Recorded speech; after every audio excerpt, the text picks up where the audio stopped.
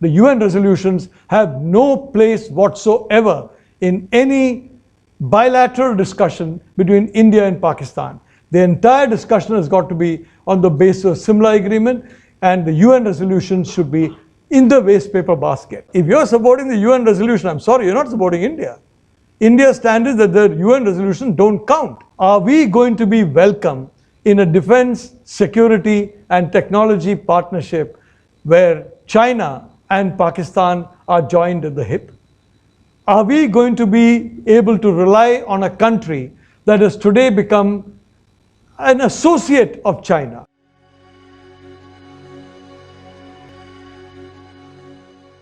Thank you very much. I've been in journalism for a long time, so I must say that the Sweden Foundation has, certainly shown its journalistic skills by giving an extremely catchy headline to this particular talk. Essentially, what I wanted to talk to you about is what I believe to be some of the geopolitical changes that are taking place in the world today, because we seem to be in a point of, if I can say so, a point of inflection.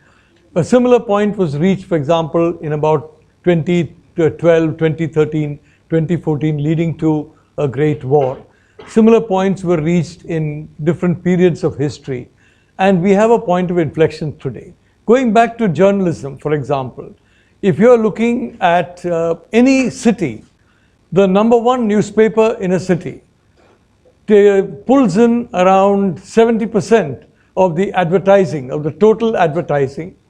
The second newspaper may pull in about 20%, and the balance 10% is pulled in by everybody else. Whether it's three papers or 4 papers or 20 papers, the balance 10%. The first number one gets about 70%. That is the advantage that the United States has had for quite some time as the number one, if I may say so, geopolitical power and the number one economy in the world. Certainly since the late 1920s, it's had that position roughly 100 years. As a consequence, the dollar is extremely strong. That gives a certain amount of flexibility. As an American company, if you look at the way partnerships are taking place between an American company and, let's say, a company in India or a company in Thailand or even Japan, China, the American company may be smaller, but it always tries to dominate. Why? Because, it's an American company. It's number one. What are we seeing today? We are seeing today a country which is very close to overtaking the United States as number one. And should it do so, this entire soft power advantage in terms of perception, in terms of the strength of the currency, in terms of the ability of its companies to operate in global markets, in terms of geopolitical positioning, all that is going to completely change. Because, as I said, in a market, if one particular newspaper is number one, then that newspaper gets 70%.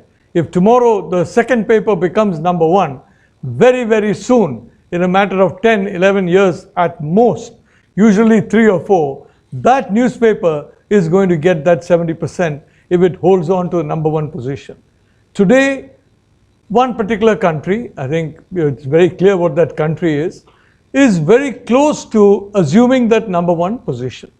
That's point number one. Because let me say that any subject, the problem we have in India, we discuss things in a segmented way, certainly in terms of silos. And even, for example, the military silo, you'll have an Air Force silo. Within that, you'll have a pilot silo, you'll have helicopters, you'll have submariners in the Navy, different silos.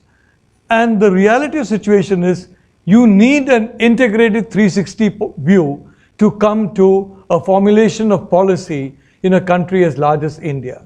So what I want here is to try and present a 360 point of view in which this particular subject comes up. But of course, it's been made the center point of the speech. It comes up as a consequence of that 360. So let's talk about, as I said, China coming as the number one thing.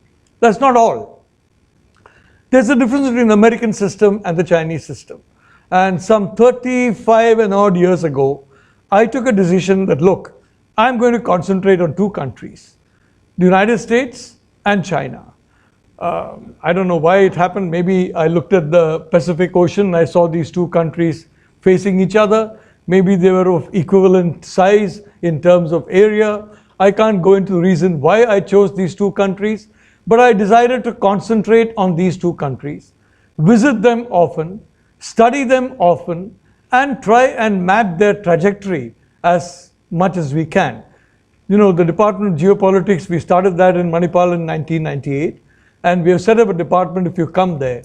If you go into, say, London, or you go to, let's say, Hong Kong, or you go to the New York, you get for political science and geopolitics from a British point of view, from an American point of view, from a Chinese point of view. We'd like our department in Manipal, and I think Manipal, we are very proud of the fact that we are an Indian university. We are one of the world's best, and we have branches in Durban, in Malaysia. About 40% of Malaysian doctors are from Manipal, Nepal, Dubai, you name it. Antigua, the American University of Antigua belongs to a bunch of Indians. That is namely, the Manipal University. So we're very proud of the fact that we are Indian, and we are very proud of our Indian passport. So we have got this department, and this department now, about 1/3 of the students who come are coming from outside the country to understand what Indian thinking is, because I am very clear from the very start, I want to instill thinking which is good for India. And for that, as I said, you have this old chestnut about permanent friends, no permanent friends, no permanent, only permanent interests. Yes, I have the same thing now. So you have China. Secondly, now if you go to the United States, I remember going there in the 1990s when talking to the, Mr. Narasimha Rao was someone who our family knew well, and despite, whatever, he took me a little seriously, and he used to talk to me about various things. And once he suggested to me, why don't you go there and find out, why is it that we are being treated so badly by the Americans? So I came back to Mr. Rao and I told him two things. One, the Indian ambassador is wasting his time. Each day that he spends in Washington is a waste of time, because nobody in Washington cares anything for India. India is just not on the radar of Washington. If we go, he should identify the best, the most influential senators, the most influential representatives, and he should go to the states where these senators come from. And let's say, for example, a small state, you can have Tennessee, you can have Iowa. These small states may have very important, Wyoming, for example, at Dick Cheney. Dick Cheney was not a small guy, but Wyoming was, a speck on the map in terms of the United States. You go to Wyoming, and the Wyoming newspapers will definitely want to talk to the Indian ambassador. So you get your photographed in Wyoming, and the first thing I can tell you that the senator from Wyoming reads in Washington is the paper from Wyoming. He doesn't read the Washington Post. I don't know if he's a Republican, the Washington Times or the New York Times or New York Post. He reads his hometown newspaper, and there in the front page is going to be a big photograph of the Indian ambassador. At that point in time, it was Siddharth Shankar Ray. He was a great guy, but unfortunately in the television world, Mr. Ray used to basically, get, if I may say so, he took about 10 minutes to warm up. And in television, you have to take about 3 seconds to warm up. The 4th or 5th second, if you don't warm up, you're finished in television. Mr. Ray took about 10 minutes to warm up, and he was brilliant. But unfortunately, after the first 3 minutes, people just lost him, and they never listened. That is the sad truth. A great ambassador, by the way, and a great politician. But so the first point was, tell the Indian ambassador, get out of Washington, at least 15 days in a month, go to these important states, and ensure that the senators read you in their hometown newspapers, because if you're read there, they're going to pick up the next time you ask for an appointment, they're going to give you an appointment. The second thing I suggested, and I have a record of making crazy suggestions to people in authority, and and a lot of these suggestions are made public. Some of them are not made public, but in any case, whatever it is, sometimes they take it seriously, sometimes they don't. But second thing I said was the Indian American community. It's wherever I've gone, I made it a point to stay with what I would call Native Americans. It basically means North Indian, Americans. People who are outside the Indian, not Indian Americans, who are, African Americans or Latinos or whites, but not Indian Americans. I want to say that during that time, the Catholics had no use for me. The Protestants had no use for me. The Latinos had no use for me. The only people who were basically seemed to be interested in what I was saying were the Jewish people. Nobody else. And the Jewish people were, maybe they humored me or whatever. They encouraged me and they told me, yes, we are with you. We like India also. And we love, we think that there should be a good relationship with India. So from that time, I must confess, from the 1990s, I've had a kind of an affinity with the Jewish people. And at that time, when we talked to people to set up Indian American organizations, a lot of them were set up in coordination with the Jewish American organizations. So a lot of the organizations that were set up by the Indian American community, in a sense, were modeled on the Jewish American organizations. And I am happy to say from that period onwards to now, the Jewish American organizations and the Indian American organizations function in very, very good harmony with each other. It's been the case for the last 3 decades or so. They are wonderful people, and I call them wonderful for simple reason that they're only people who took me seriously. Now, obviously, that is a good enough reason to call people wonderful. But the point is, the Clinton White House was an extremely hostile institution where India was concerned. I used to get meetings in EOB, Executive Office Building. I never could reach the White House during that time, but the next door building. Clinton saw India as a minor power. Clinton said, first thing you must do, get rid of your nuclear weapons. You guys, you should have bullock carts, not nuclear weapons. First thing you should do, get rid of your missiles. What are you doing with missiles? You have bicycles. Don't you get anything to do with missiles?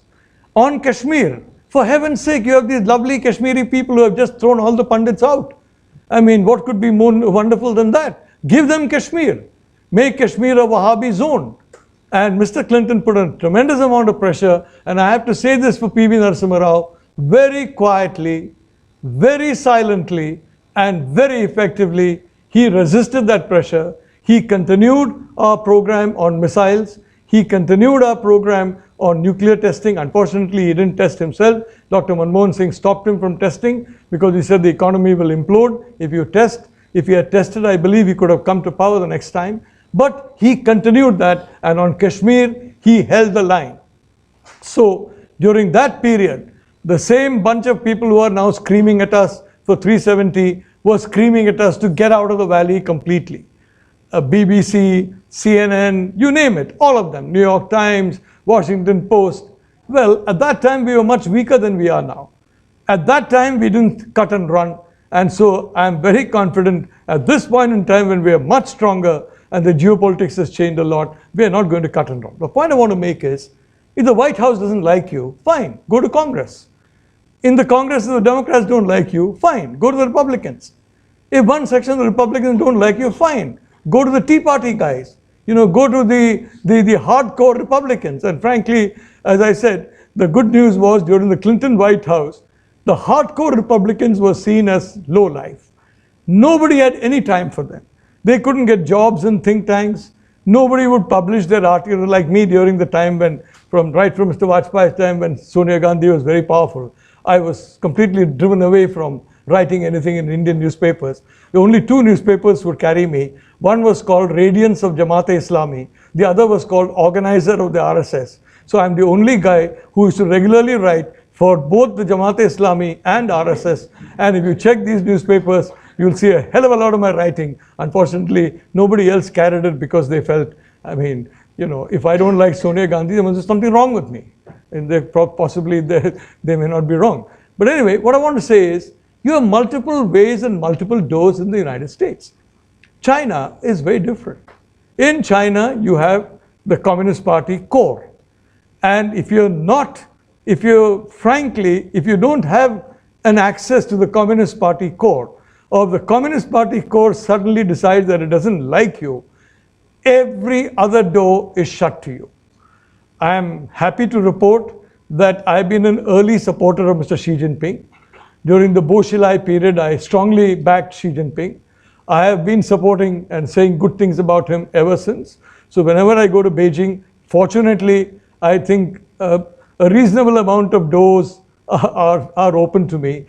But I can tell you, if that Communist Party core saw me as not friendly, nobody would meet me. In the United States, that's not the case.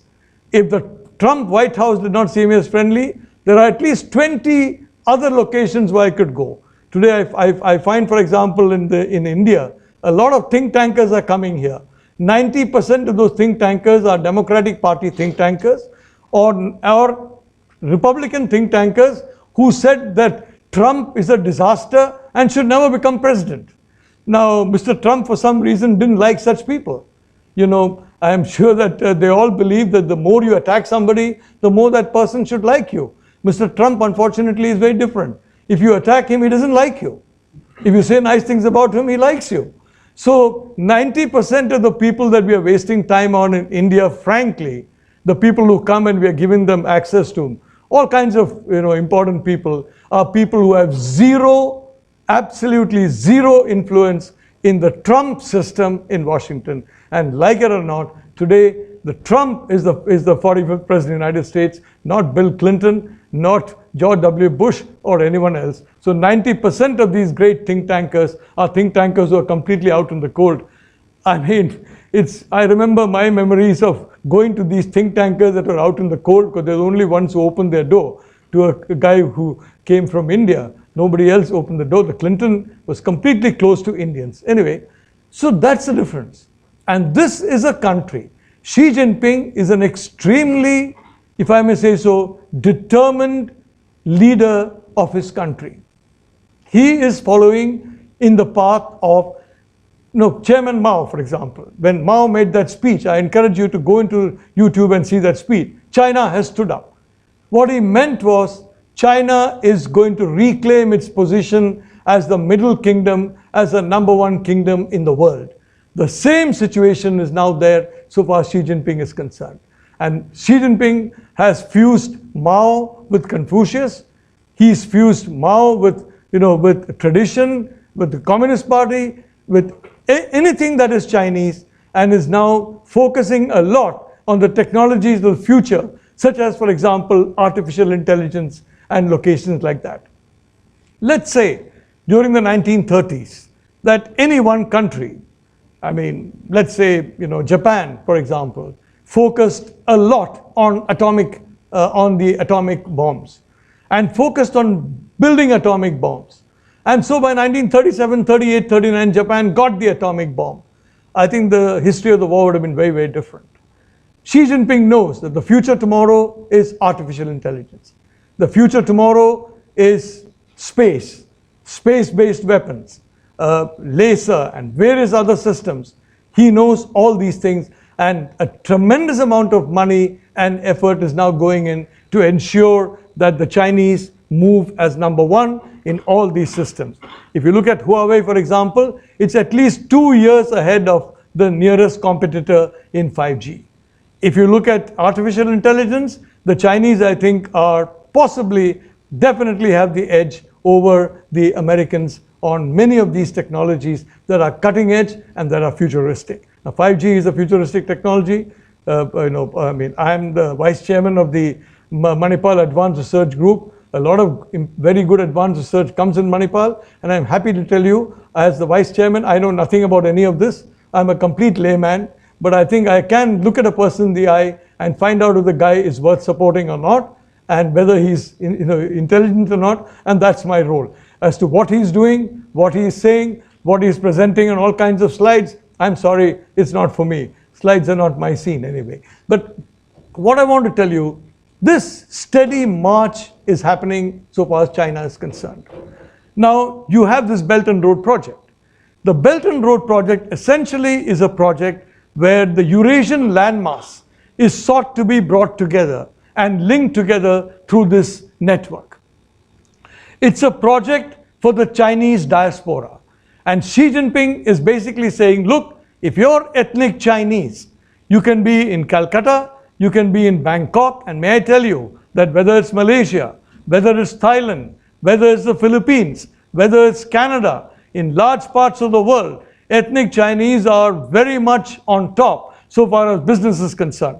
Malaysia, for example, Mr. Zakir Naik, so long as he was abusing Indians, there was no problem. I mean, Mahathir Mohamad was tolerating him and giving him a pat on the back and saying, fine, go ahead. But the minute he started abusing Chinese, he got into a serious problem. The poor fellow is going to go somewhere else. He'll probably land up in Qatar. I don't think he's going to come to India, but he's definitely likely to be in Malaysia.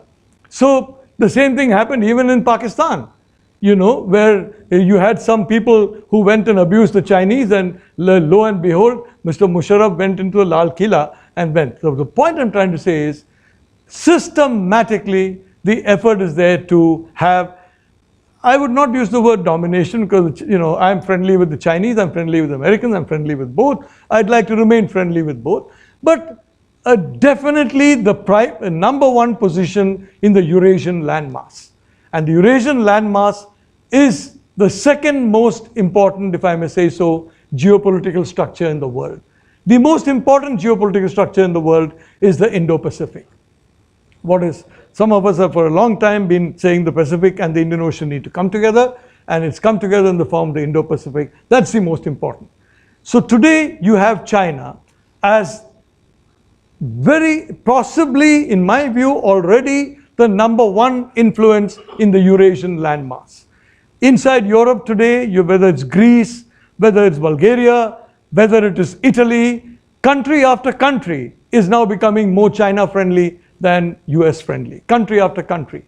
It's signing on to the Belt and Road Project, it's signing on to these Chinese projects, and that is taking place at a very steady pace. I met some of the people who are very close to Xi Jinping. They're all in their 40s, I can tell you. Some of them are in their 50s. They're exceptionally bright guys. Some of the, I met bureaucrats in India, I met bureaucrats in the United States, they're wonderful people, but these guys, I can tell you, are very, very bright guys. They are very focused, and they are focused on, as I said, the Middle Kingdom strategy. So now what do we have left? We have the waters of the Indo-Pacific. We have space. We have undersea. And we have virtual space. Virtual space is basically the internet-enabled systems, etc. If domination comes in these systems as well, then there will be no rival to China in the future. And they're looking at domination in the oceans, in virtual space, in outer space, and in the various other important geopolitical dimensions. They're looking at being number one in all of them. Now, that is a point which I want you to reflect on. The second I wanted to reflect on, there are today very definitely two armed camps. Before the First World War, before the Second World War, there were clearly two armed camps. Today, you have a camp led by, for a long time you had a camp led by the United States, and which having the NATO powers, etc. Back in 2001, I gave a proposal, something like called Asian NATO. My argument was the Americans are a quadricultural country.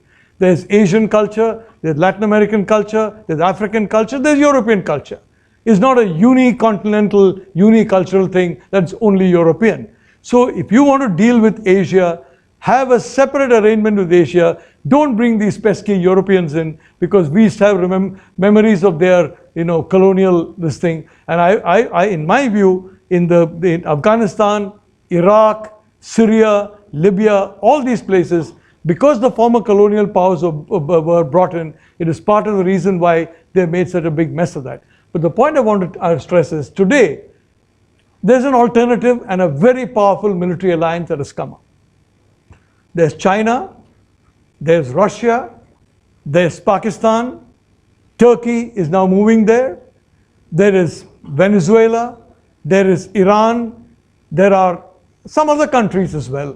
And this military alliance is slowly gaining speed and gaining traction in terms of military ability and military capacity. Now, I mean, if you're looking today at the alliance system, now, if you know, I saw on a particular television channel yesterday celebrating that Russians have stood by India. I'm sorry. I would like to see India and Russia as the best of friends for the next 50 years. Definitely. But in the United Nations, what Russia said was the UN resolutions, not only bilateral, not only the agreements reached on Simla, but the agreement reached in Lahore, God knows what that is, frankly. Even I am not able to understand what exactly was the agreement reached on Lahore. And the UN resolutions. The fact is, when we go into Simla, the advantage of Simla was the UN resolutions went into the waste paper basket, which is where they belong. The UN resolutions have no place whatsoever in any bilateral discussion between India and Pakistan. The entire discussion has got to be on the basis of Simla agreement, and the UN resolutions should be in the waste paper basket. The fact that Russia has specified and has given primacy to the UN resolution seems to have been missed by some of our television anchors. Now, our television anchors are brilliant people. They are absolute geniuses, and thank God for them. It's because of whatever, I mean, it's entirely because of them that this country is doing whatever little good it's doing. And I mean, the rest of us are responsible for anything nasty, but our anchors are certainly responsible for good things. But they seem to have missed out by saying, oh, Russia has supported India. Look, if you're supporting the UN resolution, I'm sorry, you're not supporting India. India's stand is that the UN resolutions don't count. And of course, in my own case, I was a little unhappy that we had an involved defense. We want this, we want Simla. I think I would have been much happier if we just simply said, look, this is our internal matter. It's none of your business. We're not prepared to discuss it. You can do what you like with it. It's just not our, it's a completely internal matter of India, and we're not involved in this at all. You say what you like, but we're not going to discuss it. But then we went into philosophy and Simla and peace and whatever it is. All that is lovely. I mean, peace is lovely. I'm a UN peace chair, by the way. I'm a UN peace professor. I love peace myself. But all I'm trying to tell you is, today, frankly, Russia and China are joined at the hip. China and Pakistan are joined at the hip.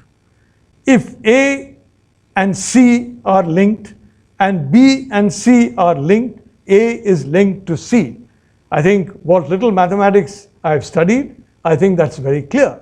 So if Pakistan is joined at the hip with China, and Russia is joined at the hip with China, it stands to reason that there is an explanation why the Russian position is so different from the past, because today times have changed.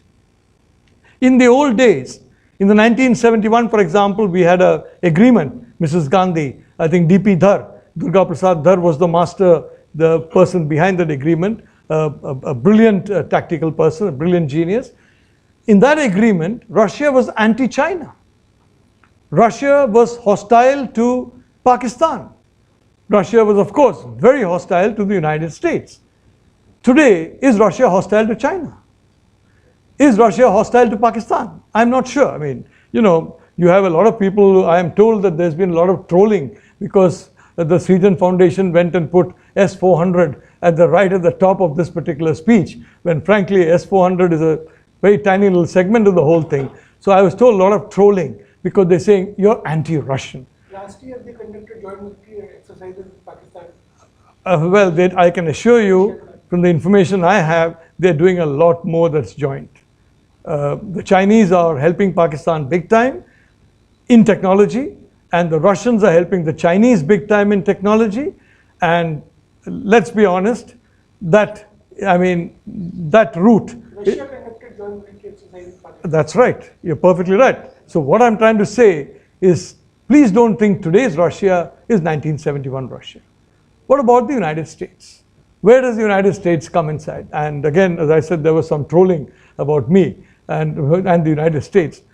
I'd like to say very clearly, I have sometimes attacked the United States, I've sometimes attacked China, I sometimes praise China, I've sometimes praised the United States, because essentially my passport is Indian. And I believe in some ways they're helpful to us, in some ways they're not, any country. But what is the position today? Today, what need to be our strategic objectives? The question of mastery of the Eurasian landmass and claiming the Eurasian landmass back from China is, in my view, a lost cause. If you're a businessman setting up a company and the company is gone in a particular direction, there's no point wasting more time and effort on trying to get into the Eurasian landmass today. We are never going to regain control of it for quite some time to come. Let's be honest. We need domination of the Indo-Pacific. We need domination of virtual space. We need domination of outer space. We need domination of undersea situations. We need domination of advanced technology. In all these fields, I want to ask you, are we going to be welcome in a defense, security, and technology partnership where China and Pakistan are joined at the hip? Are we going to be able to rely on a country that has today become an associate of China? I don't want to use a less polite word, but I am using the word associate, an obvious associate of China.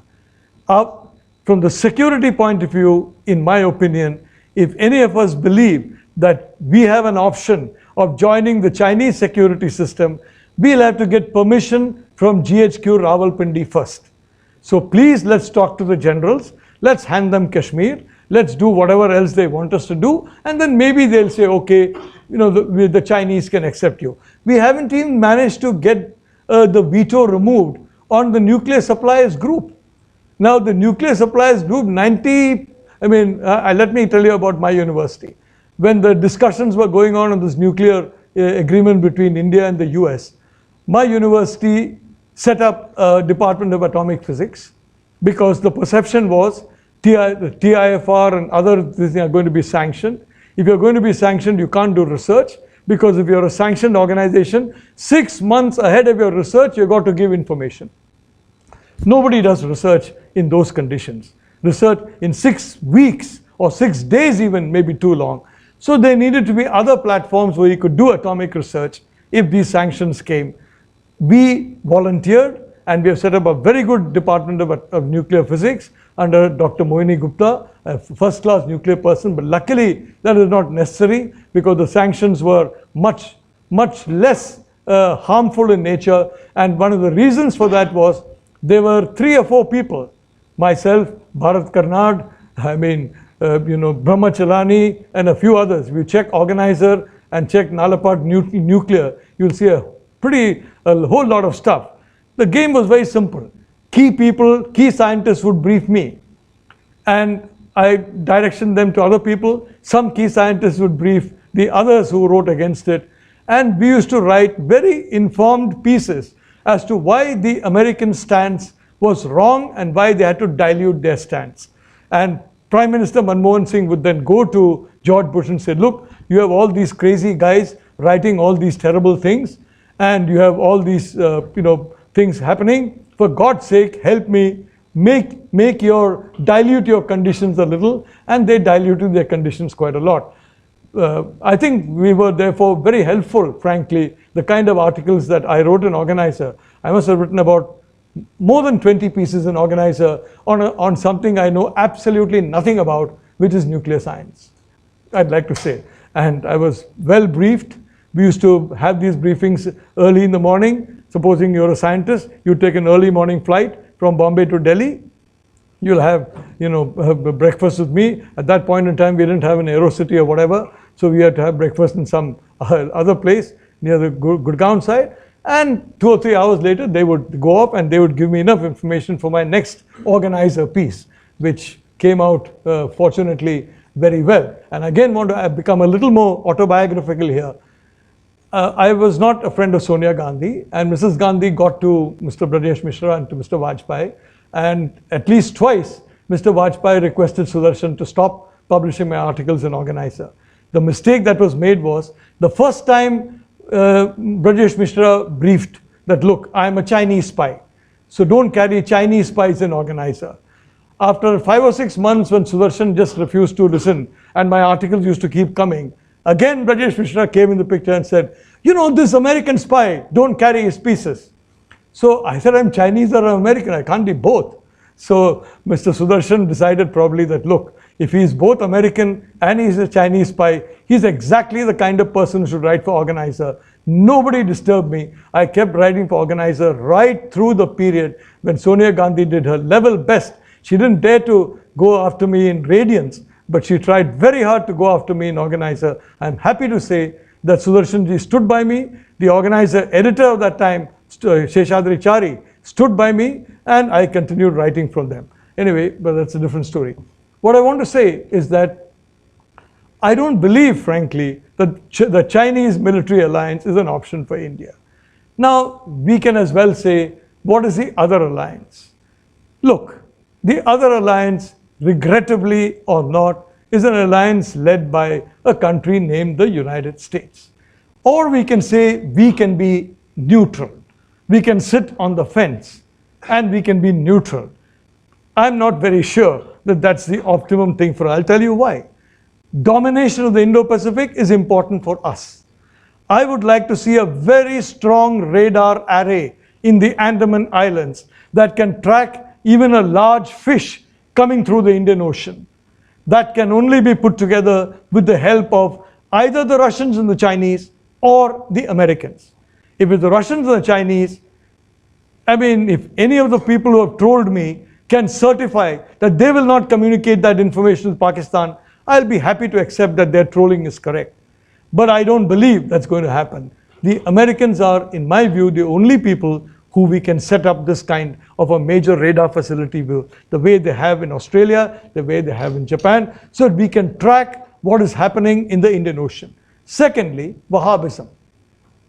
It's a tremendous threat to the whole world, Wahhabism. And in my view, what is likely to happen, it is very likely that you're going to see an effort at bringing down the established structures in the Middle East. The established structures in the Middle East. Now, in 2011, if you Google, you will see that I wrote very early on, the Arab Spring is going to become a Wahhabi winter. My prediction was, what you're talking about, the Arab Spring, you know, Hillary Clinton and all these people, Obama, Hailey, all of them, rah. I said, nothing doing, you're going to have a Wahhabi winter. Unfortunately, the Wahhabis did, you know, take control. And unfortunately, that's what happened. If you look at the Russian Revolution, you had a situation in which democratic forces came together and the Bolsheviks took power. If you look at Iran, all the democratic anti-monarchical people came together, they weakened the Shah, and ultimately a very strong, small, organized group, namely the Khomeinis, took over. The Wahhabis are small, strong, and organized.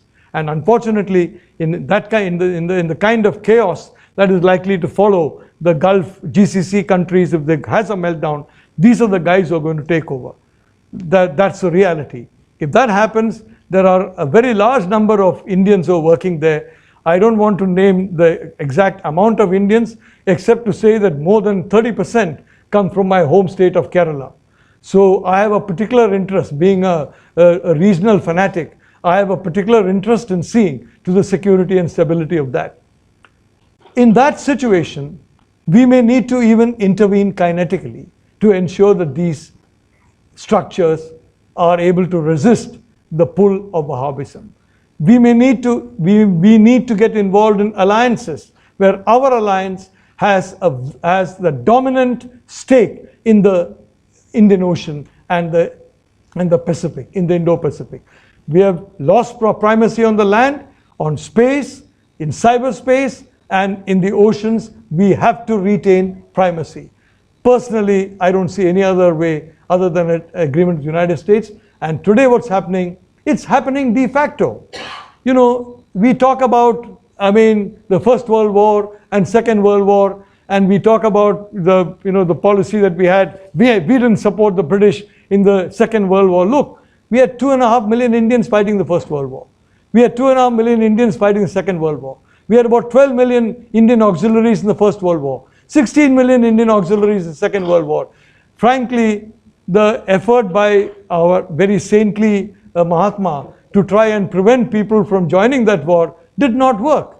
And the saintly Mahatma said, I am neutral between Britain and Japan. I am neutral between the Axis and the Allies. While a person who was not saintly at all, namely a chap called Muhammad Ali Jinnah, he said, I love Britain. I love America. I love the Allies. I hate the Axis. I have told all my people, go to the army, join the army. Well, frankly, much more people, Hindus joined the army than Muslims. But Mr. Jinnah, from that time onwards, Pakistan was assured. From the time we adopted neutrality onwards, which is actually 1939, mistake number 1, surrendering all the authority in the provincial governments, and number 1942, quit India. They didn't quit India. But the fact is they would have quit India, because the Britain was a fatally wounded power at the end of the First World War.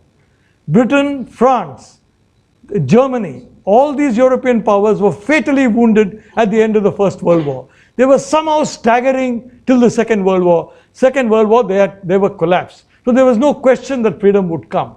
But unfortunately, because Mr. Jinnah was a strong supporter of the Allies, and we in a very, in the very nice way, we were balanced. We were non-aligned between the Axis and the Allies. They decided, let's break this country up. Again, I want to tell you about China. Mao Zedong took over China. He went into Tibet. He went into Xinjiang. He went into Inner Mongolia. He went into Manchuria. Apart from Taiwan, which is, which is there, every other place he went into. And of course, he went into Aksai Chin also. And he went into some other locations as well. In the case, exactly. In the case of India, because we are saintly people, and our leaders are extremely saintly, and I would like to say as someone who believes in peace, I have the greatest admiration for Indian leaders. I have the greatest admiration for the leaders of the freedom movement. I think the world has never met a more self-sacrificing and saintly group of people than this. The British, basically, we were supposed to be the inheritors of British India.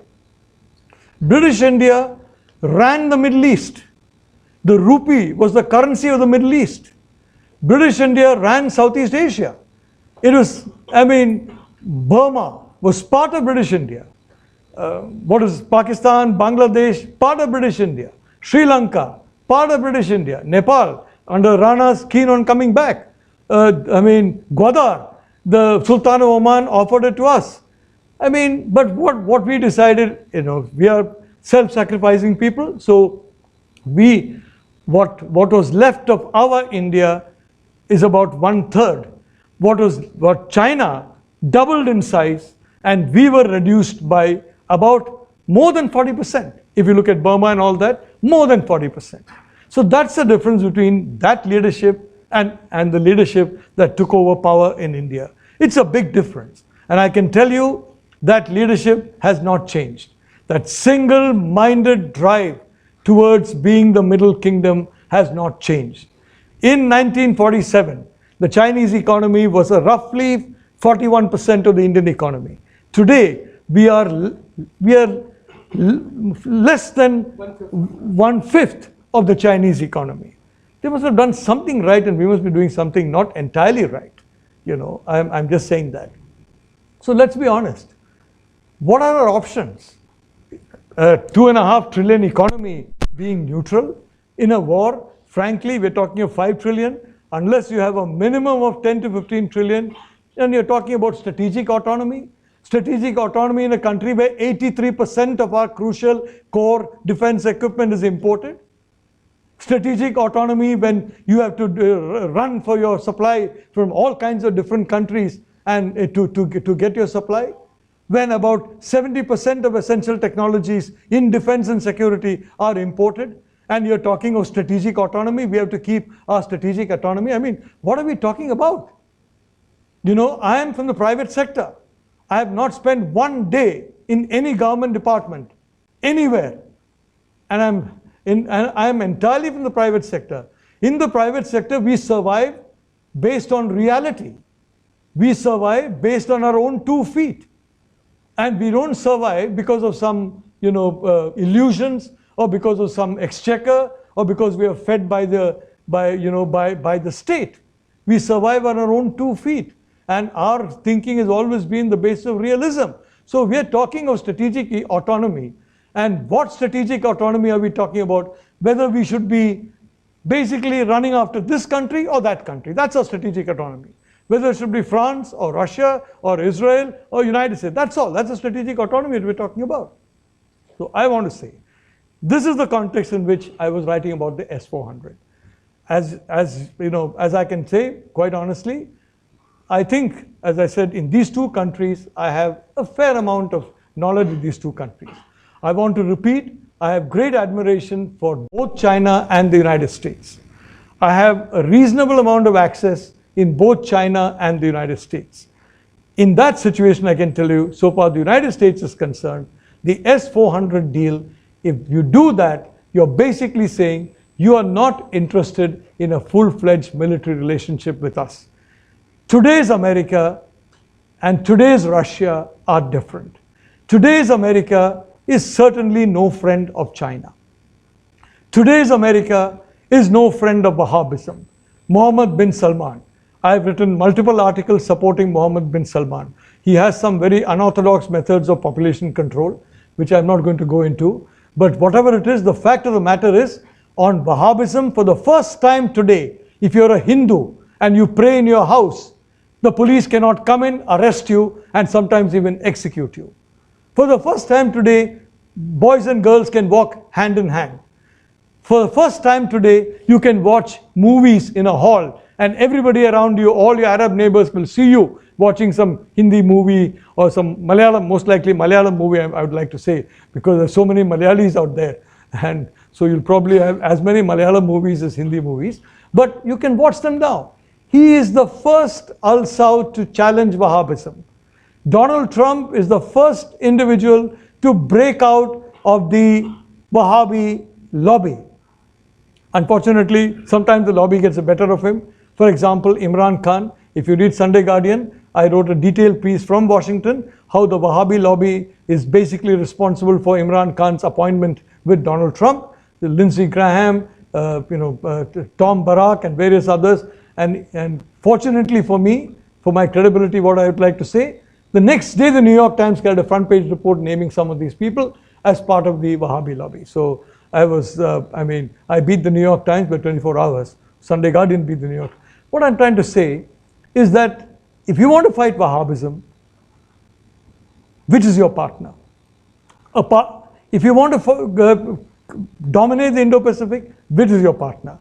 I want to ask you about China. China is a very brilliant policy. They are not going to fight anybody unless they are themselves involved. Don't forget that no Muslim country has raised one word of condemnation on what they're doing in Xinjiang, nor has Professor Nalapat, I'd like to say very clearly, at all. Because I would only like to say, wherever in the world there is some problem regarding Wahhabism, I have never taken the side of the Wahhabis. So I support Mohammed bin Salman, I support General Al-Sisi. I'm not saying but I can quite, but what has happened in Xinjiang. Now, if we had, for example, asked them, you are defending Article 370 in India. What about a 370 in Xinjiang? What about preventing people who are not Uyghurs from coming into Xinjiang? Today, I think there are more people who are Han than who are Uyghurs in Xinjiang. Where's 370 there? There's no 370. So frankly, in my view, as an old friend of China, they made a big mistake in this, because now the Americans and the Europeans are going to tell them, you love 370 so much, please do it in Tibet. Please do it in Xinjiang. Please do it in Hong Kong Please start implementing. We don't like 370. We stood by India, but you like 370. So go ahead. You understand. So that, I think, personally, I think it's a self-goal which they have made. And I think being very close to Pakistan, they are going to make several more self-goals in the future. I'm a little sorry about that. But what I want to say, frankly, the S-400 system will just suck up every single bit of information about any flying object, like a huge radar array will suck up information about any undersea or surface vessel or even a fish that moves in the ocean. Turkey is now moving out of NATO. The reason is Erdogan is the Turkish leader who has surrendered to the Wahhabis. The Wahhabis were very influential during the First World War in enabling the British to basically capture the Arab states by telling the Arab states, these Sufi Turks are not Muslim. We Wahhabis are Muslim. Wahhabis were very strongly backed by the British, and if you read the history of that period, you'll understand what I'm talking about. Today, you have a Turkish president who has surrendered to Wahhabism and kicked out the legacy of Kemal Atatürk, which was an anti-Wahhabi legacy. So they are now going to be sanctioned. The F-35 has already gone. In the past, the Russians gave us technology. The Russians gave us a lot of very important stuff. Today, the Americans have publicly said they're ready to transfer entire lines of aircraft production to India. They're ready to move. There is an F-35 assembly line which is moving from Turkey. If we play our cards right, that can move to India. There are a lot of companies that are now moving from China. If we play our cards right, those companies can move to India, but they can move to India only if you are a member of a security system that is different from the security system controlled by China, and in which the most important component is Russia, and one of the most influential components is Pakistan. That is why I'm saying signing the S-400 is part of what I would say this narrow, segmented, service-oriented point of view in taking decisions that are so destructive to the overall national interest. The overall national interest deserves a 360-degree look at the whole situation. So you don't factor in the effect of S-400 into, you say, it's a great system. From an Air Force point of view, wonderful system. It's a terrific radar array, but then you will not be a security ally of the United States. You will not get US platforms coming to you. You are not going to have help on radar arrays and other things. You will essentially be on the shelf, non-aligned, as we were during the time of Pandit Nehru and Indira Gandhi, and a wonderful non-aligned state. A Cold War era. We're going to go back into that. Today, let's be blunt. I choose sides. I chose Xi Jinping's side in China. I strongly wrote in defense of Xi Jinping. The man is doing a really remarkable job in China. I chose Donald Trump in the United States. There's a newspaper called Pakistan Observer, by the way. Among the another newspaper that was to regularly carry me was a newspaper called Pakistan Observer. So from that time, from the time when Sonia Gandhi barred me in India, I used to write regularly, and I keep writing for them. And you know, the point of the matter is Donald Trump in 2015 of July, my first article in Pakistan Observer came supporting Donald Trump. After that, I wrote about 30 articles supporting Mr. Trump. So I take sides. On security, we have to align with the United States. We have no other option. It's either the United States or this wonderful, nirvana of, if I may say so, non-alignment. Because the Chinese are certainly not going to accept you. The Pakistanis have got a veto. If they won't accept you in the NSG, they're not going to accept you as a security partner. Please allow, let's be real about this whole thing. So that is that's why I raised the whole issue of the S-400. That's why I wrote the issue. On trade, it's a different matter.